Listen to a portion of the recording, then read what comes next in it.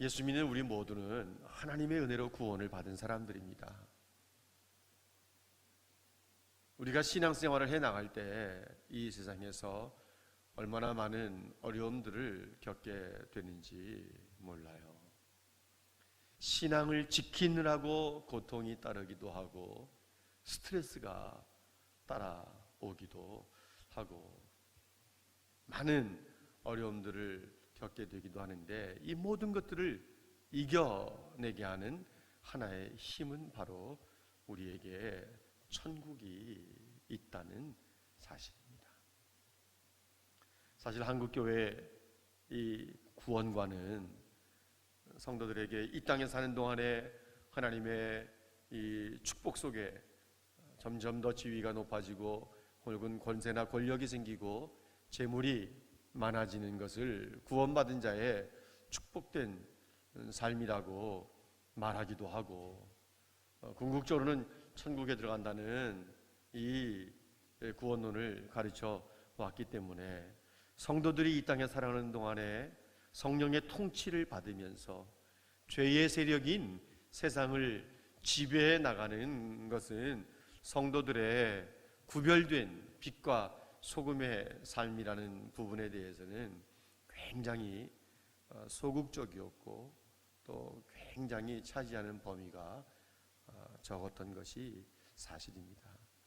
우리가 다 예수를 믿음으로 구원을 받게 되고 또 하나님의 축복을 누리게 되지만, 이 땅을 살아가는 동안에는 우리는 성령의 통치를 받아야 되고, 그리고 계속해서 교회 공동체를 이루어 거룩한 교회 공동체를 이루어 빛과 소금이 되는 삶을 살아내면서 이 세상을, 죄의 세력을 정복해 나가야 되는 것이죠.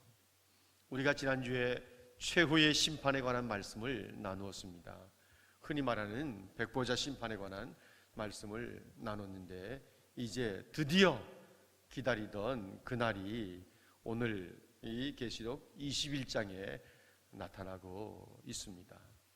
우리가 그렇게 기다리던 그날이 되면 새하늘과 새 땅이 이루어지는 것을 보게 됩니다. 여러분 1절 말씀을 한번 보시겠어요?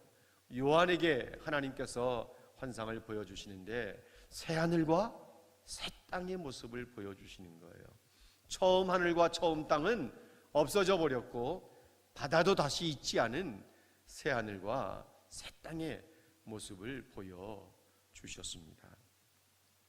처음 하늘과 처음 땅이 없어지자 요한에게는 이 새하늘과 새 땅이 보였던 것이죠.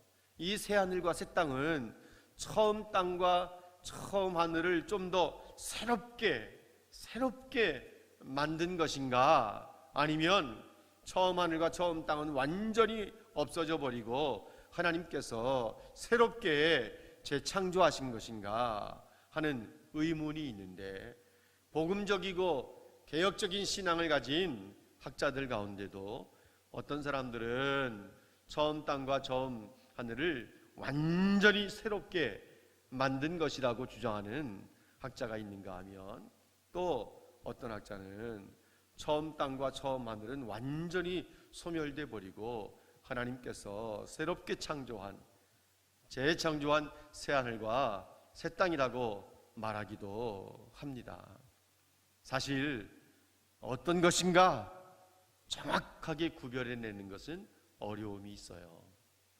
그래서 성도들 개개인의 신앙을 따라서 이것이 처음 하늘과 처음 땅을 하나님께서 완전히 새롭게 만든 것이라고 주장하셔도 괜찮고, 또 하나님께서 처음 하늘과 처음 땅을 완전히 소멸시켜버리고 새롭게 창조한 것이라고 생각하셔도 성경에서 크게 벗어남이 없는 것입니다. 마치 전천년설을 주장하는 사람이 있는가 하면 무천년설을 주장하는 사람도 있는데, 이 두 가지 다 성경에서 말씀하고 있는 부분들이 있기 때문에 어느 것 하나 답을 딱 얻을 수 없는 것처럼 이 새하늘과 새 땅에 대한 이론도 역시 마찬가지입니다. 근데 저는 성경을 보면서 처음 하늘과 처음 땅이 없어졌다는 말씀, 또 5절에 만물을 새롭게 한다는 말씀, 그리고 시편에 있는 말씀, 이사야에 있는 말씀, 베드로후서 3장에 있는 말씀들을 종합해 볼 때 하나님께서 처음 하늘과 처음 땅을 없애버리시고 새롭게 창조한 것으로 생각을 합니다. 그런데 이 모든 것들은요, 사실은 이 인간의 생각을 완전히 초월하는 것들이 있어요. 왜냐하면 성경에 보면요, 태양은 없는데 생명체들이 존재하는 거예요. 역시 사람도 마찬가지고요. 예수님의 신비한 변화된 몸을 우리도 동일하게 입게 되었다고 해서 태양이 필요 없는 것 아닌데, 놀랍게도 태양이 없는데도 생명체가 존재하는 거예요.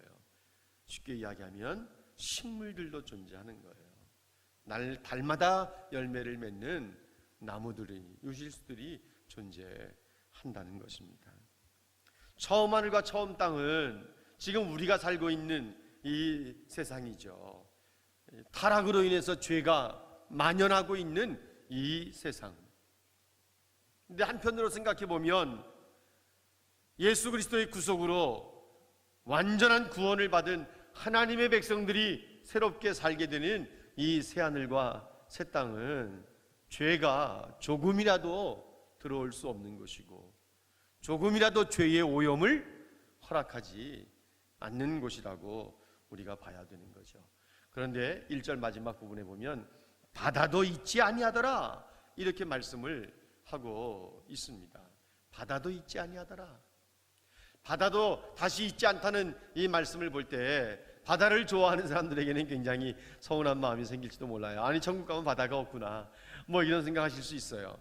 저도 바다를 굉장히 좋아하는데 어디 갈까 그러면 늘 속초 아니면 강릉 아니면 삼척 동해안 쪽으로만 늘 생각을 하죠. 바다도 있고 산도 있고. 그런데 여기 바다라고 하는 것은 여러분 계시록 13장에서 우리가 보지 않았습니까? 바다에서 짐승이 올라왔잖아요. 머리가 7이고 뿔이 10이 달린 이 짐승, 사탄 마귀로부터 권세를 받아서 죽은 줄 알았는데 다시 회생하여 수많은 사람들을 미혹해서 사탄을 숭배하게 만들고 짐승을 숭배하게 만들고 또 짐승의 표를 받지 않으면 죽이기까지 하게 하는 이 땅에서 올라온 둘째 짐승과 힘을 합했던 이 첫 번째 짐승이 바다에서 올라왔다.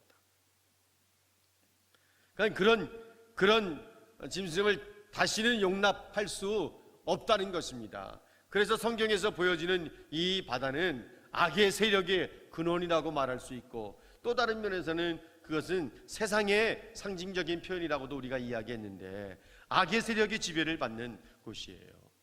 그러니까 새로운 하늘과 새로운 땅에는 이 바다가 있어야 될 이유가 없는 것이죠.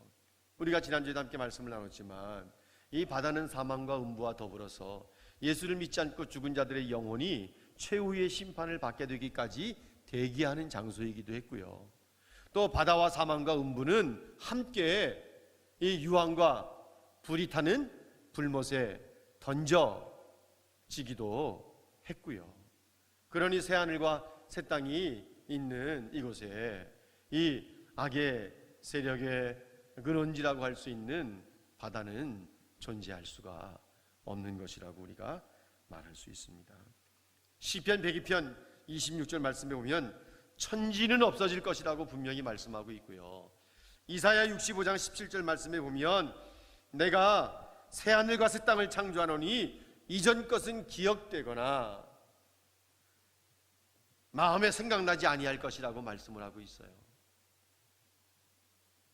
내가 새하늘과 새 땅을 창조할 텐데 이전 것은 기억되지도 않고 마음에 생각도 나지 않을 것이라고 했고요. 베드로후서 3장 12절 13절 말씀에 보면 그날에 하늘이 불에 타서 풀어질 것이라고 말씀을 하지 않았습니까? 오늘 5절 말씀에 보면 하나님께서 만물을 새롭게 한다고 말씀을 하셨고요. 계시록 22장 2절 말씀에 보면 이 전국에 생명수 강이 흐르는데 그 광좌우에 나무들이 있는데 거기에 어떤 나무가 있는가 하면 생명나무가 있어요. 여러분, 이 생명나무가 어디에 있던 나무입니까? 에덴 동산에 있던 나무예요. 그런데 이 새하늘과 새 땅에 생명수 강이 흐르는데 생명나무가 있다는 것은 이 새하늘과 새 땅은 하나님께서 창조하실 때 만드셨던 에덴 동산을 온전히 회복시켜 놓은, 인간의 삶 속에 죄가 들어오기 이전 하나님이 본래 계획하셨고 꿈꾸셨던 에덴 동산의 온전한 회복이 바로 이 새하늘과 새 땅이라고 말할 수 있는 것입니다. 이 새하늘과 새 땅의 축복을 누릴 수 있는 사람들은 새 예루살렘이에요. 이 새하늘과 새 땅의 축복을 누릴 사람들이 새 예루살렘이에요. 그럼 여러분 이제 2절 말씀을 한번 보시기를 바랍니다. 요한이 또 보는 게 있었는데 거룩한 성 새 예루살렘이 하나님께로부터 하늘에서 내려오는 거예요. 그런데 그 준비한 것이 신부가 남편을 위해서 단장한 것 같더라, 이렇게 말하고 있습니다. 하나님께로부터 하늘에서 내려오는 이 새 예루살렘이 신부가 신랑을 위해서 단장한 것 같더라, 이렇게 말합니다. 그래서 이 새 예루살렘은 그리스도의 신부예요. 그리스도의 신부가 무엇입니까? 바로 교회 공동체를 가리키는 말이에요. 7 대접 재앙을 쏟았던 천사 가운데 하나가 요한에게 이리 와라 그러면서 내가 그리스도의 이 신부 어린 양의 아내를 내게 보여주겠다, 이게 9절 말씀이에요. 그런데 10절 말씀에 보면 내가 너에게 어린 양의 아내를 보여주겠다고 말씀한 이 천사가 요한에게 무엇을 보여주었는가 하면 크고 높은 산으로 데리고 와서 하나님께로부터 하늘로서 내려오는, 1절 말씀과 똑같지 않습니까?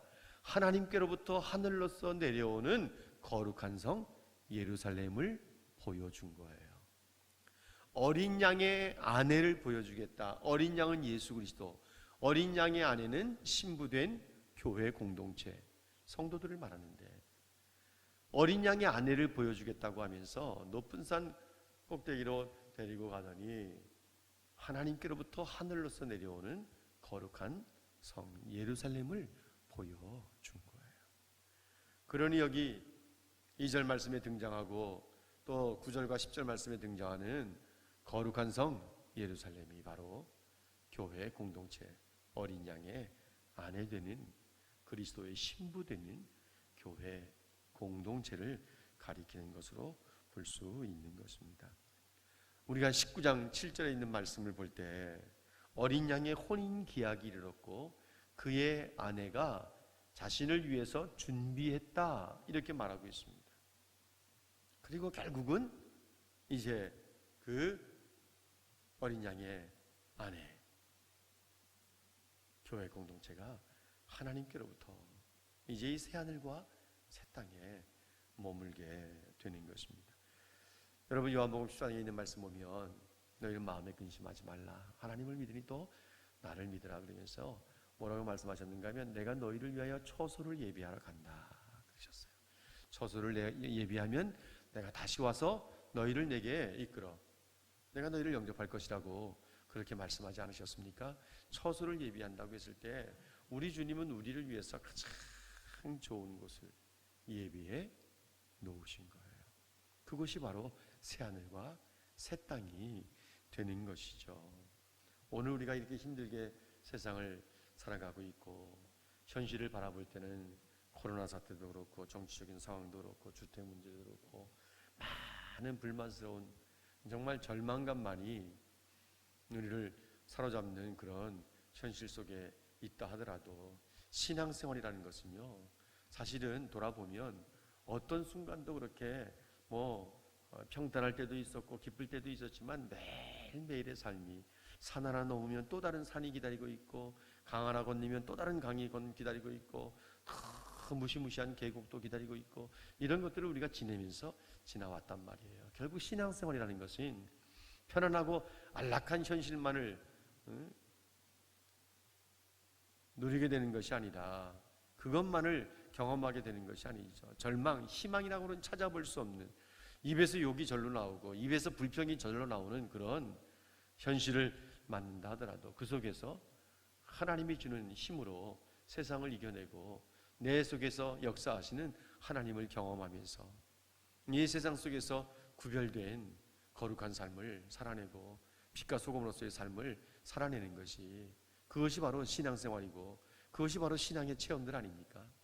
그런 것들이 없다 보니까 조금 어려움 생기면 입에서 욕이 나오고 입에서 불평이 나오고 원망이 나오고 남의 탓하게 되고, 그러니까 세상 사람들과 크게 다를 바 없는 그런 수준 속에서 살아가요. 무슨 가치관이나 세계관을 보더라도 성경적 세계관, 성경적 가치관 이런 것이 아니라 세상적인 가치관, 세상적인 세계관에 휘둘려서 세상 사람과 별 다를 바 없는 삶을 살아가는 사람들이 참 많이 있거든요. 우리가 새 하늘과 새 땅을 누릴 사람들이라고 한다면, 그러면 이 땅을 지금 살아가고 있는 동안에는 우리가 어떻게 살아야 될 것인가? 오늘 말씀을 보시면 여러분, 오늘 2절 말씀에 또 내가 보매 거룩한 성 새 예루살렘이 하나님께로부터 하늘로서 내려오니 라고 했습니다. 성도는 성공한 삶을 추구하기보다는 거룩한 삶에 힘써야 합니다. 우리는 성공하기를 원하죠. 위대해지기를 원하고 교회도 더 크게 성장하기를 원하고 잘 되기를 원하고 성공했다는 말을 듣기를 원하고 참 잘 나간다는 말을 듣기를 원하는데, 우리는 세상에서 사람들에게 듣기 원하는 그런 말보다는 우리 하나님께서 인정하시는 그런 삶, 거룩한 삶을 힘써 나가야 될 거예요. 그래서 새 예루살렘인데 왜 앞에다가 거룩한이라고 하는 형용사를 붙여놨을까? 우리가 그 땅에 들어가는 것은 너무나도 틀림없는 사실인데, 왜? 주님께서 말씀하셨으니까. 신실하고 참되신 주님이 말씀하셨으니까 반드시 그대로 이루어질 텐데, 이 땅에 사는 동안에는 위대하고 성공한 사람이라는 말을 듣기보다는 거룩한 사람이라고 하는 말을 듣도록 힘써야 되는 거예요. 우리가 비록 현장 예배를 드리지 못하고 예배당에 와서 예배를 드리지는 못한다 하더라도 온라인으로 밖에는 예배를 드릴 수 없는 상황을 만났다 하더라도 여전히 예배에 힘쓰고 예배 속에서 거룩하신 하나님을 만나고 힘을 얻어서 세상 속에서의 삶은, 이 죄의 세력이 강력하게 지배하는 세상 속에서의 삶은 거룩함이어야 되는 거죠. 만일 우리가 거룩하지 않으면 냄새가 날 수밖에 없는 거예요. 여러분, 오늘 3절에 있는 말씀에 보니까 하나님의 장막이 그들과 함께 있는 거예요. 사람들과 함께 있으니까 하나님께서 그들과 함께 계시리니, 그러면서 그들은 하나님의 백성이 되고 하나님은 친히 그들과 함께 계시니, 함께 계신다고 하는 말이 이 짧은 한 구절 속에 3번이나 나와요. 함께 있음에 함께 계시니, 함께 계시더라, 계시리니, 함께 계신다. 하나님께서 우리와 함께 계신다는 거예요. 그것을 안다면 그것이 천국에 가서만 이루어질 내용이 아닙니다. 이 땅 사는 동안에도 우리 주님은 우리와 함께 있어요. 이곳에 함께 있고 여러분의 가정에 함께 있고 여러분의 삶 속에 함께 있고 함께 계시는 거예요. 하나님이 우리와 함께 계시는 것은 영원히 변하지 않아요. 문제는요, 우리가 하나님과 함께하는 삶을 살아내기를 힘써야 된다는 거예요. 하나님이 우리와 함께 하시는 것은 불변하는 사실이에요. 그것이 우리에게 힘이 된다고 하면 우리 역시 하나님과 함께하는 삶을 살아내기를 힘써야 되는 거예요. 내가 있는 곳에 하나님이 계세요. 내가 하는 것을 하나님이 보셔요. 내가 하는 말을 하나님이 다 들으셔요. 그러면 우리는 가정이 되었든 회사가 되었든 교회가 되었든 누구와의 만남이 되었든 어느 일정한 공간에서의 누구를 만나든 그곳에 하나님이 함께 하시고 나를 보시고 내가 하는 말을 들으시고 나와 함께 있다고 하는 의식을 갖고 살아내야 되는 거죠. 하나님이 우리와 함께 하신다는 사실, 내가 하나님 앞에서의 삶을, 하나님이 우리와 함께 한다는 것은 늘 우리가 하나님 앞에 있는 거예요. 하나님 앞에서의 삶, 언제나 내가 혼자가 아니에요. 하나님이 나와 함께 있는 것을 확신하면서 낙심하거나 절망하거나 포기하거나 뭐 되는 대로 되라 그러지 뭐 하는 이런 비신앙적인 생각의 지배를 받는 것이 아니라, 아무리 어렵고 고통스럽고 절망이 찾아온다 하더라도 이 시간도 하나님이 나와 함께 하신다는 의식을 갖고 내가 하나님과 함께 하는 삶을 살아내야 되는 거죠. 그것은 바로 하나님을 의지하고 하나님을 붙잡고 말 한마디를 하더라도 정직하고 바른 말, 신실한 말, 이런 말들이 우리 속에서 나와야 되는 거예요. 하나님은 날마다 우리의 하나님이세요. 여러분, 날마다 하나님과 함께 사는 것이 지루할 것 같습니까? 아니요, 그렇지 않아요. 그분이 날마다 우리와 함께 하시고 시간마다 우리와 함께 하시면 절망 속에서 우리에게 희망을 주실 것이고, 야, 이런 것도 있지 않니?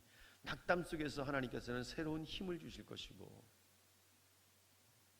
슬픔 속에서는 우리에게 기뻐할 만한 일들을 생각나게 만드셔서, 말씀이 생각나게 하시거나 사람을 생각나게 하시거나 어떤 환경을 생각나게 하시거나 하시면서 우리에게 기쁨을 주실 것이고, 다양한 은혜가 우리에게는 매일매일 체험되어질 수 있는 거예요.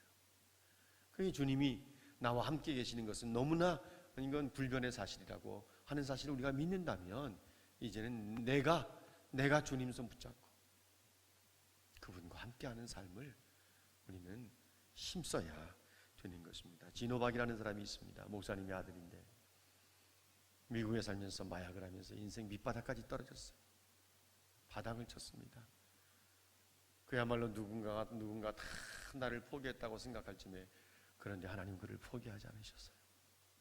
버리지 않으셨어요. 모른 척하지 않으셨어요. 그에게는 본래 피아노를 잘 치는 재능이 있는데 하나님께서 그를 부르셨어요. 세우셨어요. 그리고 지금은 이 찬양 선교사로, 사역자로 전 여러 나라를 다니면서 젊은이들에게, 청소년들에게 힘을 주고 희망을 주고 또 성도들을 세워가는 일을 하고 있습니다. 그가 매주 금요일 저녁 9시 반에 유튜브를 통해서 라이브 쇼를 하고 있는데, 워낙 피아노를 잘 치기 때문에 우리나라에서 유명한 가수들이 미국에 가서 공연할 때, 대표적인 예로는 뭐 조용필 씨나 이런 가수들과 공연할 때 함께 공연하게 하기도 했던 사람인데, 그 건반 하나 터치할 때마다 얼마나 힘이 되는지 몰라요. 그 모습을 볼 때 힘이 되는 것뿐만 아니라 은혜가 돼요. 그가 찬양을 부를 때마다 아주 영감이 있어요. 힘이 있어요. 영성이 묻어나는 찬양을 해요. 그의 고백은 하나님이 나와 함께 계신다는 것을 나는 믿습니다. 나도 날마다 하나님과 함께하는 삶을 살기를 원합니다. 여러분, 이 땅이 아무리 희망이 없는 것처럼 보인다 하더라도 하나님이 나와 함께 하신다는 사실을 분명하게 아시고, 우리가 있는 그 현장 속에서 내가 하나님과 함께하고 있다고 하는 삶을 살아내야 되고, 그것을 표현하기를 힘써야 되는 것입니다. 우리는 궁극적으로 새하늘과 새 땅에 들어갈 사람들입니다. 이 땅에 지금은 발을 붙이고 있지만 이미 우리는 주님과 함께 하늘에 있는 사람들인 것을 성경은 분명히 말하지 않습니까? 우리는 하나님의 위로를 바라보며 현실을 이겨내는 삶을 힘써야 합니다. 여기 모든 눈물을 그 눈에서 닦으시네, 이렇게 4절에 말씀하고 있습니다. 모든 눈물을 그 눈에서 닦아주시니. 사실 이 말씀이 수많은 성도들에게 위로와 힘을 줬어요. 이 계시록 21장 4절 말씀을 읽을 때마다 참 고통스럽고 절망스럽고 인생을 포기하고 싶고 생각만 하면 눈에서 눈물이 펑펑 쏟아질 수밖에 없는 그런 상황 속에서 이 말씀을 읽으면, 그날이 되면 모든 눈물을 주님이 닦아주실 텐데. 사실 이런 말씀들이 많은 성도들에게 힘을 줬어요. 위로가 되었어요. 여러분 이 말씀 생각해 보십시오. 이 말씀이 1세기 로마 제국의 이 치하 속에 살고 있는 성도들, 환난과 핍박 속에 살고 있는 성도들, 먹을 것을 걱정하면서 매일매일의 삶이 생사의 기로에 서 있는 그런 성도들이 이 계시록의 말씀을 받고 이 4절 말씀을, 이 말씀을 읽었을 때 얼마나 위로가 되었겠습니까?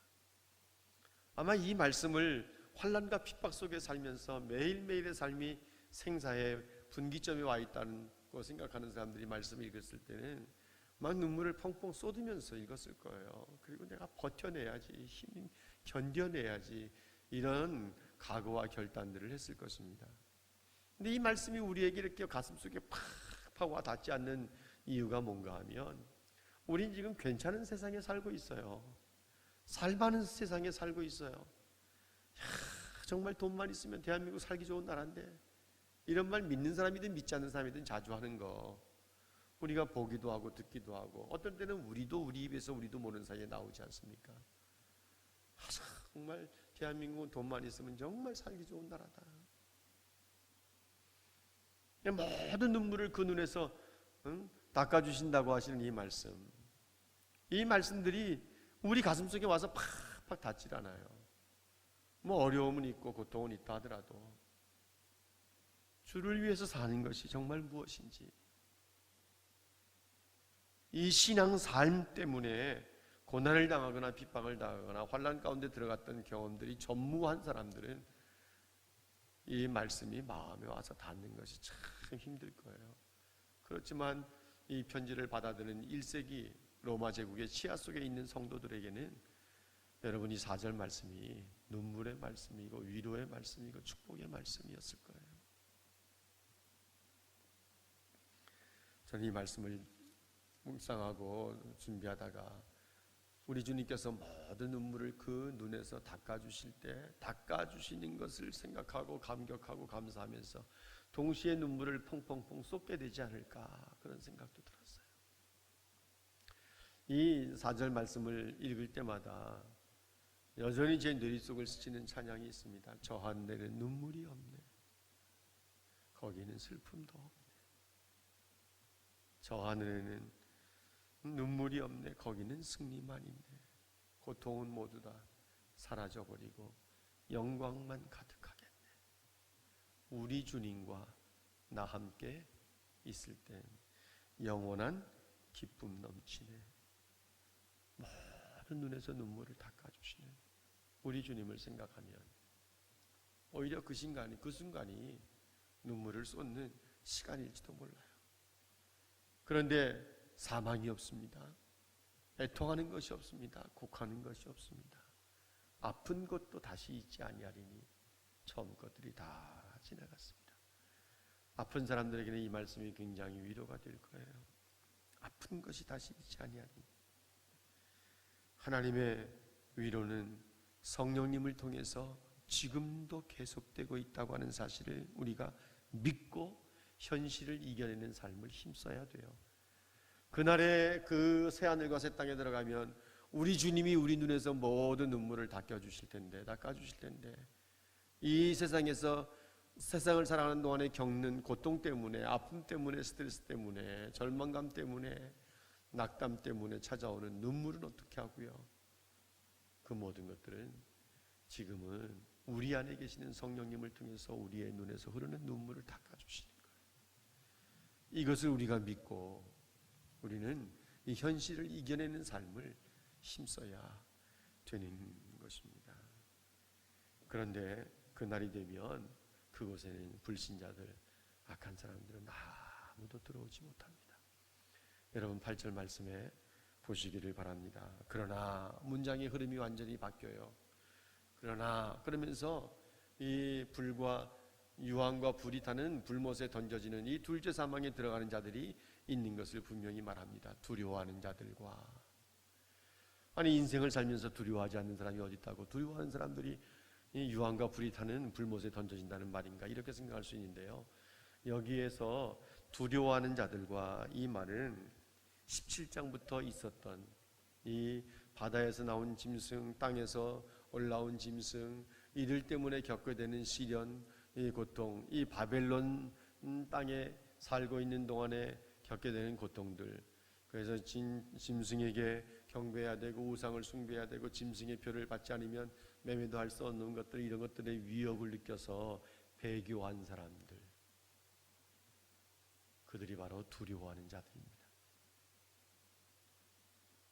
그래서 하나님을 섬기는 자리에서 이탈하고 배교하고 짐승을 경배하고 짐승의 표를 받은 사람들, 그들은 유황과 불이 타는 불못에 던져진다고 했습니다. 그들이 두려워하는 자들이에요. 미래에 대한 것에 대한 염려, 두려움을 가지고 있는 사람들이 유황불에 들어간다는 얘기가 아니라, 불못에 던져진다는 얘기가 아니라, 자금의 삶을 두려워해서 배교하고 짐승의 표를 받아서 삶을 영위해 나갔던 바로 그 두려워하는 자들, 그들이 불못에 던져지게 된다는 것입니다. 흉악한 자는 사탄의 추종자가 된 자들, 짐승을 경배함으로써 자신을 더럽힌 사람들, 이들이 흉악한 자들이라는, 흉악범을 말하는 게 아니라 짐승을 경배하고 자신을 더럽힌 사람들을 말하는 거예요. 우상 숭배자들은요, 일반적인 우상 숭배자들도 포함된다고 말할 수 있지만, 여기서는 짐승을 경배하고 짐승의 형상을 경배하고 이단 사상을 추구해 가면서 거짓 신을 섬긴 자들을 다 포함하는 말입니다. 이들 가운데 어느 누구도 새하늘과 새 땅에 들어올 사람이 없어요. 다 유황과 불이 타는 불못에 던져지게 될 것이고, 이들이 사탄 마귀가 들어갔던 짐승과 거짓 선지자가 던져졌던 이 둘째 사망이라고 알려진 불못에 던져지게 되는 것입니다. 그래서 우리는 날마다 그리스도께 충성하는 삶을 살아야 되는 것이죠. 오늘의 말씀 속에서 요한은 우리에게 이런 말씀을 주시고 계십니다. 하나님이 우리를 책임져 주심을 확인하게 된다고요.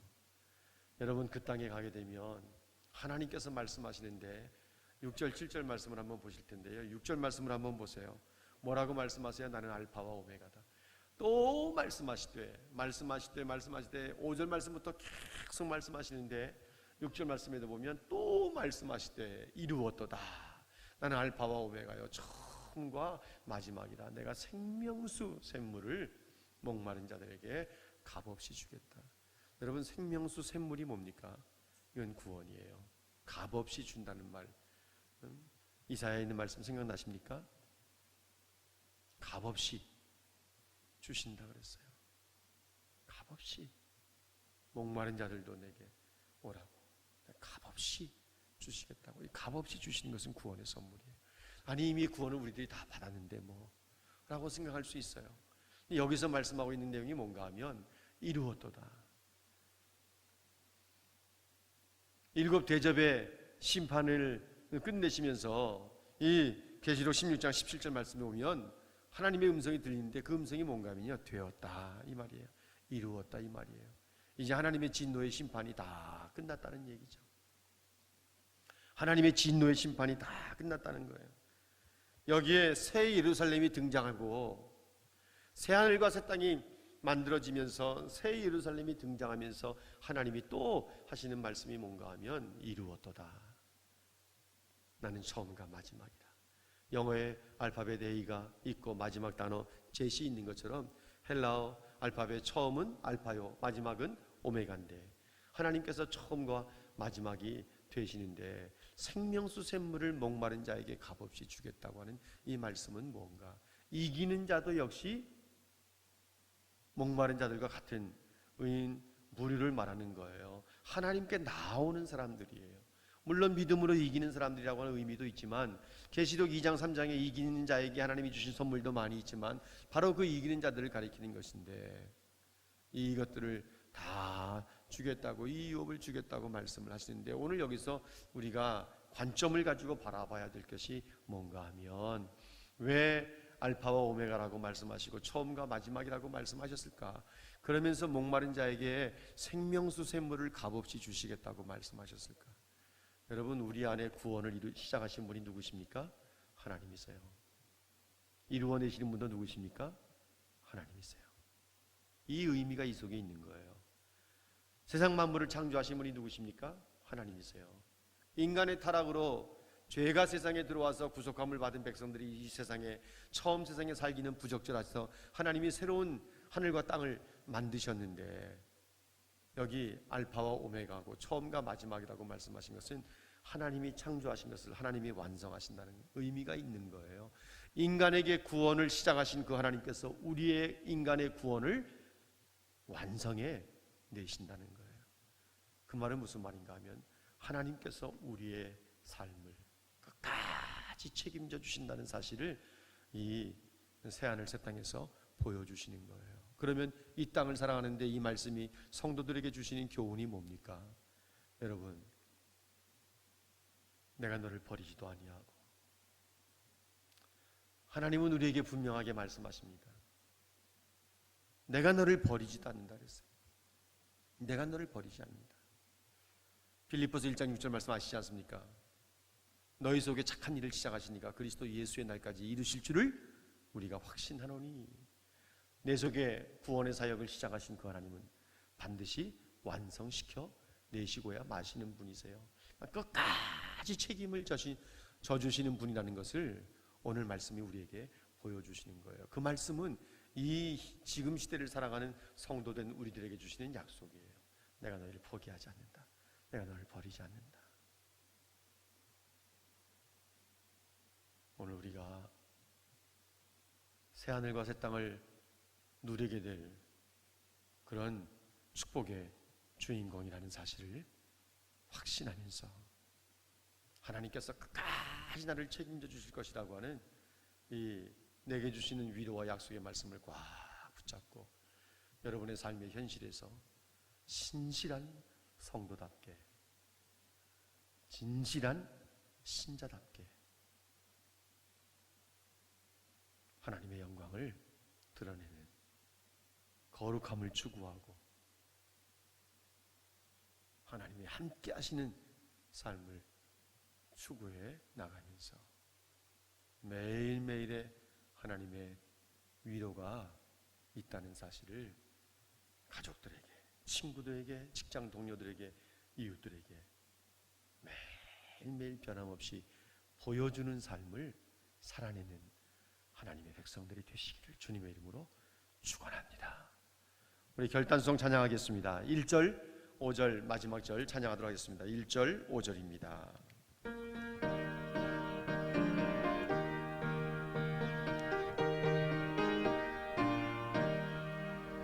황무지가 장미꽃같이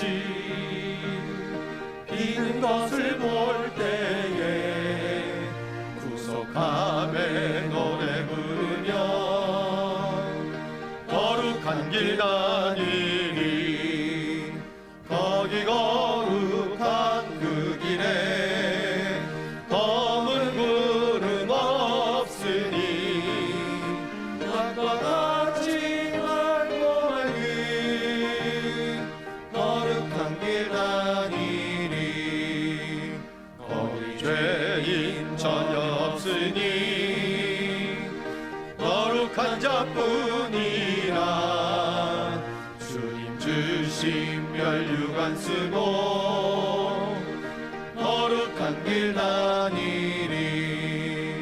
거기 거룩한 그 길에 검은 구름 없으니 낮과 같이 맑고 맑은 거룩한 길 다니리. 기도하시겠습니다. 살아계신 우리 아버지 하나님, 영상으로 드리는 예배에 참여하면서 귀한 말씀을 받은 모든 성도들의 심령 속에 오늘의 말씀이 새겨지게 하시고 저들의 골수에 새겨지는 말씀이 되어서 새하늘과 새 땅이 우리를 위해서 예비되었고 기다리고 있다는 사실을 확신하면서 이 땅에 사는 동안에 성공한 사람으로 인정받기보다는 거룩한 성도로 인정받기를 힘쓰는 삶을 살아내고 하나님이 나와 함께하고 계신다는 사실을 확신하면서 사람들 앞에서는 내가 하나님과 함께하는 삶을 살고 있다고 하는 사실을 힘쓰게 하시고 그날이 되면 모든 눈물을 우리 눈에서 우리 주님이 닦아 주실 것이지만 이 땅에 사는 동안에 겪는 고통과 아픔, 슬픔, 우리 눈에서 우리도 모르게 주르륵 흘러내리는 눈물을 성령께서 위로하시고 닦아주실 것을 믿으면서 조금 더 흔들리지 아니하고 변함없이 이 땅을 살아가는 동안에는 신실한 성도로 참다운 그리스도인으로서의 삶을 살아내는 우리 모든 성도들이 되게 하여 주시옵소서. 우리에게 영원한 생명을 주신 우리 구주 예수 그리스도의 은혜와 하나님 아버지의 극진하신 사랑하심과 성령님의 위로교통 충만하심이 예배에 참여한 모든 성도들 머리 위에 저들 가정, 자녀, 일터, 사업 계획하는 모든 일들과 주님의 몸된 교회와 이 나라의 민족 북녘 동포들 위에 이제로부터 영원토록 함께 있을지어다. 아멘.